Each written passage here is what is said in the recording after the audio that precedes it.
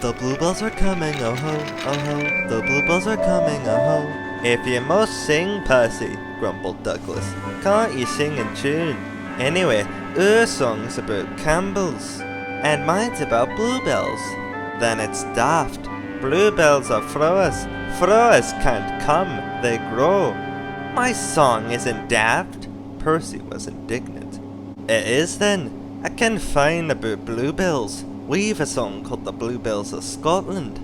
But, said Percy triumphantly, the bluebells of England are different. They're engines. Didn't you listen to Sir Topham Hatt telling us about it? I was away. Oh dear, I couldn't understand it all, but engines on the other railway aren't safe now. Their controllers are cruel. They don't like engines anymore. They put them on cold, damp sidings and then... Percy nearly sobbed. They cut them up.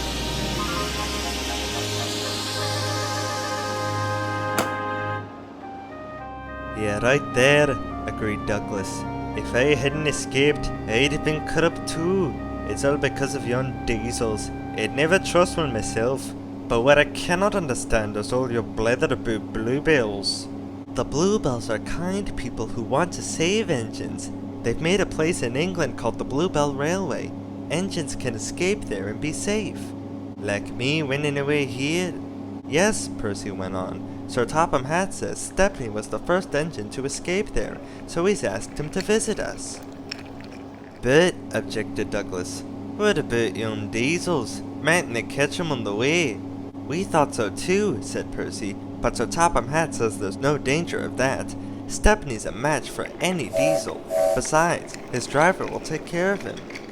He's a brave engine for all that, said Douglas admiringly. Fancy fighting his way through all those diesels just to see us. Look, squeaked Percy. The station's crowded. Why have they all come? There's no train.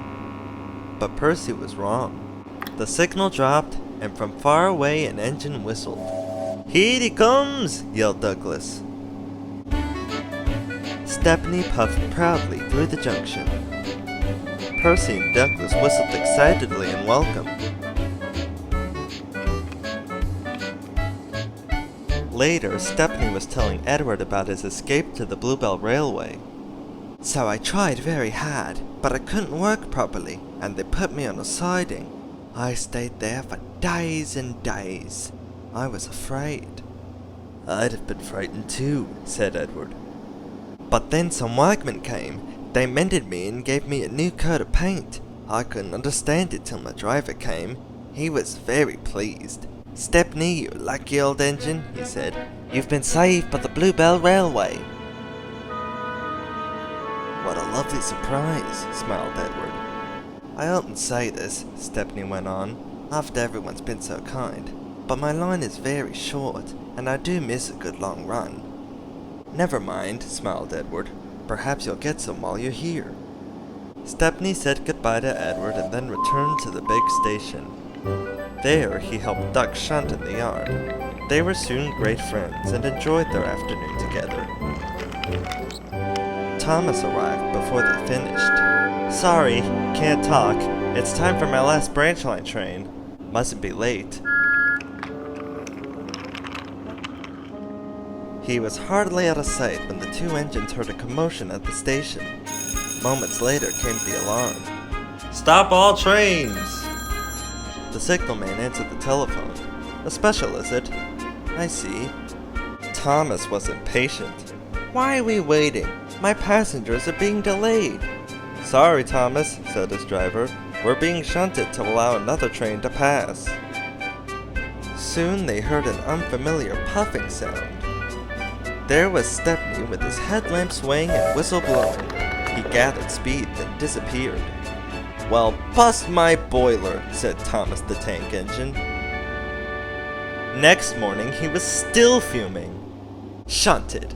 And on my own branch, too. It's a disgrace. I'm sorry, said Stepney. I was a special. Why? An important passenger came after you left.